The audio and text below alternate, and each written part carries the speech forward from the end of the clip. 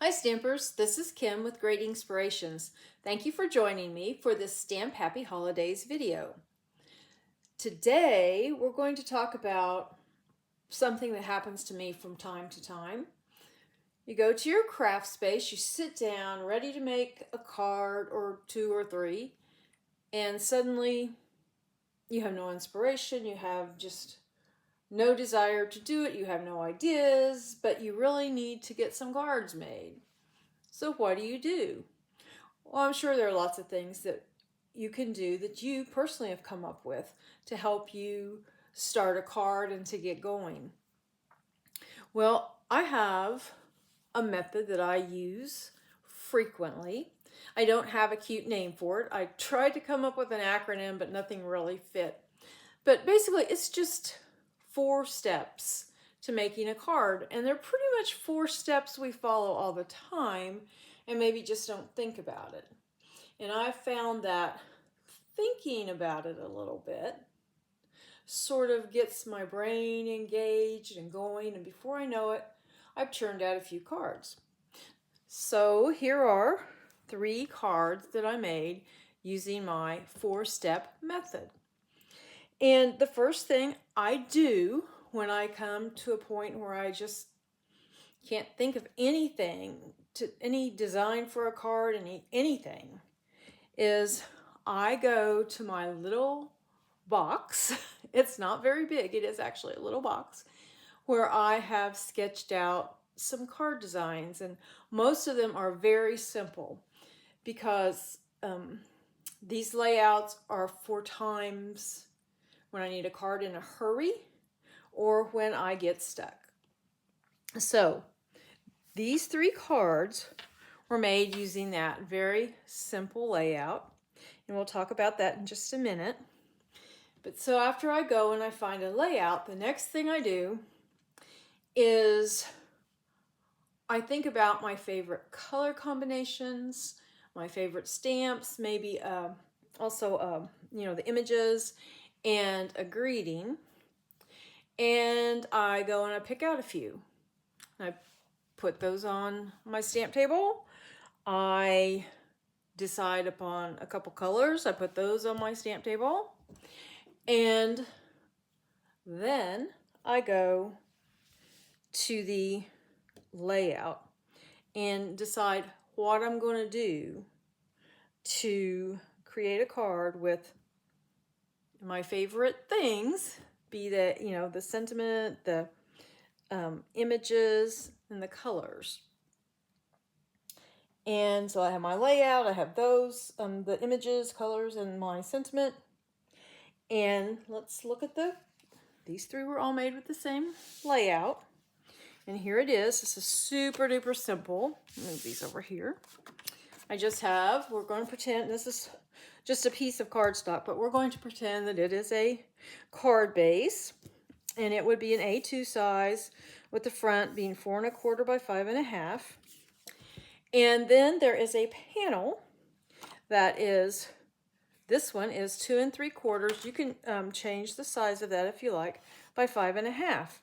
And the easiest way to start is to just put that panel right down the center of your card and go from there. And of course you can have it in a portrait orientation or a landscape orientation.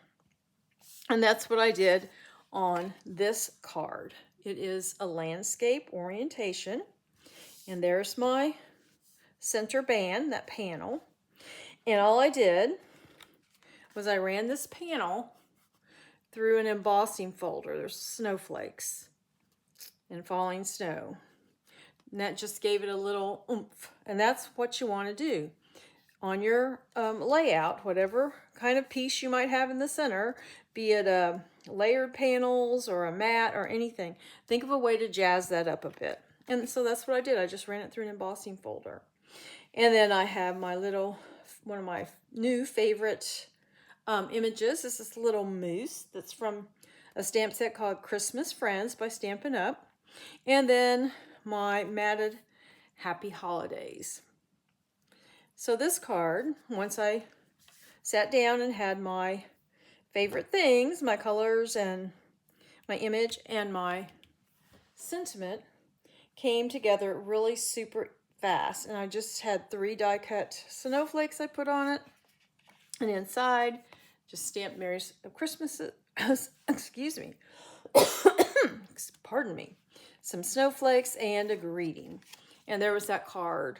And that took not long at all. So then I went on from there. I kept the orientation the same, but I made this card. And what I did with this card was I pushed this panel up just a bit. And doing so allowed me to put my greeting right down here. Season's Greetings. And this stamp set is, let me see, it's a retired Stampin' Up set. It's Stylish Christmas. And I know this is not realistic poinsettia, and I know some of you like poinsettia. Around here we say poinsettia. And I understand it's not realistic to a point, and it's not real super fancy, but I just like it for some odd reason. This has just been one of my favorite images. And of course I just used some shimmer paper, shimmery gold, and I embossed it as well with an embossing folder. And then inside I just stamped a greeting and one of the poinsettias. Now out here, what I did to kind of jazz things up a bit, and I realize it's not the panel, but it is the focal point, was I stamped the flower and the leaves on the white cardstock, and then I stamped the flower again and fussy cut it. There were no dies for the stamp set, so I fussy cut it. And then I just put some little gold pearls in the center. But all I did, as far as change the layout, was just to move the panel up just a bit to give me space down here for a sentiment. And now on this last card, I just changed the orientation and I put this in the center.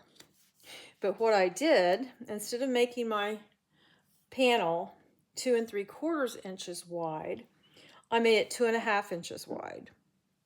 And then this gold paper, I cut a strip that was, I have to think about this, was, I think, wait a minute, I need it to be, this is to be 2 3/4, but I cut it to 2.5. So I had 1/4 inch on each side that I could use. So this was cut at, I think, 3/4 inch, and then I cut that in half, and then each half was adhered to the back side of this piece of cardstock. And now another thing I did to this, other than adding the little border along the sides, was this is a piece of cardstock that was actually a background panel that I had made. This is a perfect time when you're having issues trying to think of what to do to make your card. Grab your background panels that you've made if you have some, because I didn't know what I was going to do with this one. And lo and behold, I just trimmed it. And I even used it for the backing for my greeting. And the way I did this, it was so much fun. I just took the cardstock and put it in my little box that I spray things with. And I used some of this. A friend of mine gave this to me some time back. The Distress Oxide sprays. And I, because I thought, well, this is green. So I used the tumbled glass and the shabby shutters. And I thought this would be a little more green on here, but it was yellow. And it almost looks gold. So this background, which it was, you know, the size of a front of a A2 size card, so 4 1/4 by 5 1/2, and I just trimmed it down, and I'm so happy I did. I just think it just worked perfectly for this card, and especially with the gold trim. So, and this little snowman, you've seen me use him before. He is from that stamp set called Bubble Snowman. I've got it right over here somewhere. And this is by the Woodware Craft Collections. And I got this, I think, scrapbook.com. But I'll have all the supplies I used and where the ones that are current, where you can find them. That will be on my corresponding blog post. And the link to that blog post will be in the description of this video. So anyway, I just colored him, fussy cut him. And he is on here with, you might be able to see, some dimensionals. But down here, I just put a dimensional in the center, and then these ends are just glued down. It made it a little more stable. And then inside, just Merriest Christmas and another little snowman. So though this, starting with just a simple card layout, was very helpful for me to help me to come up with 3 quite different cards, but yet all from the same card layout. And it took me, I would think, maybe an hour to do all 3 of these. I mean, but that includes sitting down, writing, my list. What stamp set do I want to use? What sentiment would I like? And what papers would I like? And then actually doing all the cutting and coloring and putting together. But that's not too bad to be able to make 3 totally different cards. And, it was a little less than an hour. So the next time you're stuck for an idea, remember, just start with a very basic card layout. And then pick your favorite colors, stamps, and greetings. And then, whatever your card layout is, there'll probably be some kind of a mat or a panel. Think of a way to kind of jazz that up a bit. And, there's lots of ways. Like, I've used embossing folders. I've used an old background I had. You could actually stamp on it. There's all kinds of ways that you can jazz up a panel. And then assemble, and boom, you have a card. It's just that easy. So I do want to thank you for joining me again. And until next time, stamp happy.